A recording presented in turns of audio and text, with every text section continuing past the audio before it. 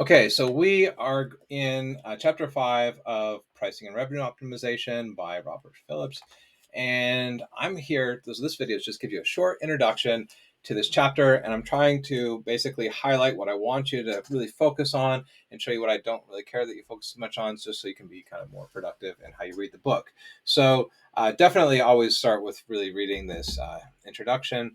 And the book starts off actually by understanding what a contribution is. Okay, so uh, start off 5.1. You need to really focus in on these first couple pages. It's because we're focusing on contributions and also on costs. So 5.1.1 is going to really talk about cost and incremental cost. And so we see that the incremental cost of a consumer commitment is the difference between the total cost a company would experience if it makes the commitment and the total cost it would experience if it does not. And I really like how the author talks about this, because he's talking about a commitment. You typically have contracts. Businesses enter into contracts. Sometimes, they make a really good point that sometimes, we don't always know what our costs are looking ahead. We have to make expectations. We have to make forecasts. This gives you into the right mindset of how to think about these problems. We might know what our current costs are, but what if we have a customer coming up, and says, "Hey, we've got this big contract. It's a big order. It's got all these complexities." And this chapter is going to help you to think about how to do price optimization in that kind of a real world setting. And that's what makes this book actually very much different than just the standard, microeconomics kind of text. Is that it's really grounded in real business acumen, and hopefully that sharpens it. So read this extremely carefully and make sure you understand these examples. Okay, of incremental cost.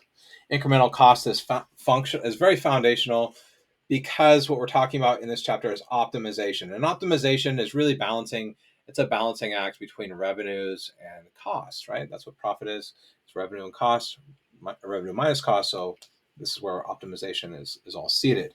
Now, when you get into, this is also when table 5.1 and example 5.1, I want you to spend significant time really just understanding how example 5.1 is laid out, and also 5.2. I think those are really great because, again, in this kind of a section, he's showing you this idea of ancillary kind of products. And I think it's just awesome. So real world, so awesome how he's laid this out. And I want you to get that. Besides just understanding this idea of ancillary kind of products and services, it's gearing you up to this idea of optimization. And so when we finally get to the optimization part, 5.2, we're going to run into some calculus. You see these derivatives over here, these primes. I'm not going to expect you to be able to do the derivatives or follow it. And in fact, you can kind of skip through some of these maths if they are confusing to you. That's okay. I don't expect you to be able to work through it. It's not an expectation of this course. However, doesn't mean you shouldn't read them, because there are nice tidbits of information baked into these paragraphs. So, you need to try to extract the relevant informations. And sometimes that also means you got to read through some stuff you might not understand mathematically. And that's totally fine. Don't let that be a big burden for you or something that totally blocks you here. Okay.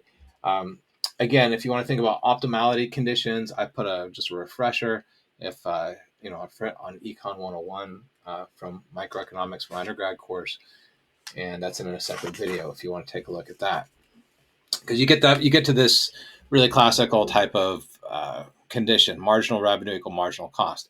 And I think the one thing about this chapter that I really liked is that the author does a nice job of showing us how, we know that there's two types of sort of motives a firm could choose, right? Could choose to optimize profits, could choose and seek to optimize revenues. Those are two fundamentally different targets for optimization. And the nice thing about the book is it doesn't just say, okay, well, here's the different targets. It shows you, okay, under what kind of business conditions would you go for revenue optimization versus what kind of business sort of characteristics would lend itself to more profit optimization. And I think that's awesome because it helps to ground your mind and to understand, which one of those two would be appropriate for a given real business type of scenario. So again, you're going to either maximize profits or typically, or shoot to maximize revenues or market share. Those are two different targets. Okay. And kind of cool in the book too is actually show you, well, what if you want to do both and you get this dual mandate? Well, you can do all kinds of stuff. We're not going to go there. But I think just getting to this point is awesome enough. So look, there are a couple types of equations in this book that I am going to want you to understand. And one of them is going to be, actually two of them are going to be equations 5.7 and 5.8. Okay, 5.7 is going to talk about a definition of, so this is we're looking for an optimal price. That's this P star. Okay, so this is this optimizing price. And this is an optimal condition. Okay, so this is an optimal condition that was not in your undergrad textbook likely, but one that we're going to talk about here. Why? Because we spent a lot of time estimating elasticities. And look, if you know your elasticity, you can estimate your elasticities and you know what your markups are. So let's take a look at the right side of this equation. It's pretty simple, right? You got your price, right? And then you have C is going to be your incremental cost, okay? So again, going back to understanding incremental costs, there's a whole thing on that, understand that. So price minus your incremental cost. Think about this. What does that really mean? Okay, well, if I'm selling something and I have this incremental cost to sell it, that's sort of like a margin, right? And so if I wrote that margin, that P minus C, and then I wrote that as a fraction of P, that's what we're going to think of as a unit margin rate. And you should be able to calculate this thing. That should be calculable. You should be able to calculate this. And then the cool thing about how you're going to use this, and this is why, again, why I like this book, is shows you how to use these kind of measures. Go take a look at example 5.5 on the next page. Okay. Look, it just shows you if you believe that your unit margin rate is 20%.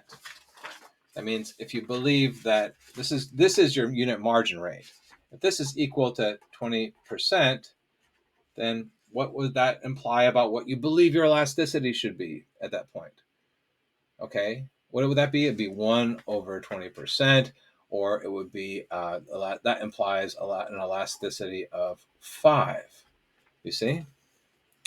Well, so how does this help you? Well, how does this help you is that you can calculate this margin, you can estimate your elasticity, and then you can ask yourself, is the elasticity that we estimated anywhere close to the elasticity that would optimize my profits? You see, this is a litmus test. That's so cool. You got a litmus test, and you can use this to gauge, are we in the neighborhood? Are we close? Or are we not? Right? This is a straight litmus test. I think that's awesome that the author just kind of contextualizes it in real examples like that. And there's also 5.8. 5.0, I'll tell you the purpose. 5.8. So I did say before that price optimization, it is it's a process. It's typically, think about it like a process, like go to the optometrist. You got price response function. You need to really do some time to estimate these responses. But elasticity changes over that function, and that function may not be linear. By the way, it could be and it may not be very nice looking function in some ways. And so you may need to it may be a little more complicated than just a simple linear regression. And not to say linear regression can't get you there to some extent, but what I'm saying is that you may need to do an experiment, understand sort of which direction should we move prices, move in that direction, and then sort of retest. With this particular equation, sort of would maybe have the answer to do is if so the elasticity, so the optimal price should satisfy also this equation. And if you calculate these elasticities, you said this actually is at P star, but you can also get an idea of which way you should go. and which way you should move. You can calculate your optimal price given the current elasticities, compare it against your your current price, and it should tell you whether your optimal price is at least higher or lower than your current price, and tell you which way to move if you're going to do profit maximization. Again, this is profit maximization because I have costs in here. You see, we got costs, so I'm looking at profit maximization. Now there's also revenue maximization. Revenue maximization, not profit maximization. So if we look at revenue maximization, there's no such thing as costs in revenue, and we get this optimal condition 5.9. I didn't see it there until just now, but I'm glad they said it right there. 5.9, this is revenue maximization. So revenues are optimized when elasticity is equal to 1. That maximizes revenues. So we have revenue optimization. This is the condition for revenue optimization, 5.9. We have two equations for profit maximization that have slightly different uses depending on what you're really trying to do and how your optimization is going. So that's what I want you to know. I want you to be able to take, so you should be able to do examples 5.5 and 5.6. I would want you to be able to complete both of those examples. Now, when you get down to 5.3 and onward, we're going to skip it. So we're done right here. Okay, that's where we stop. And that's where we can conclude. Okay, so I hope that gave you some, this was longer than I thought I was going to talk, but hope this gives you some direction about how to read this chapter and what to focus on.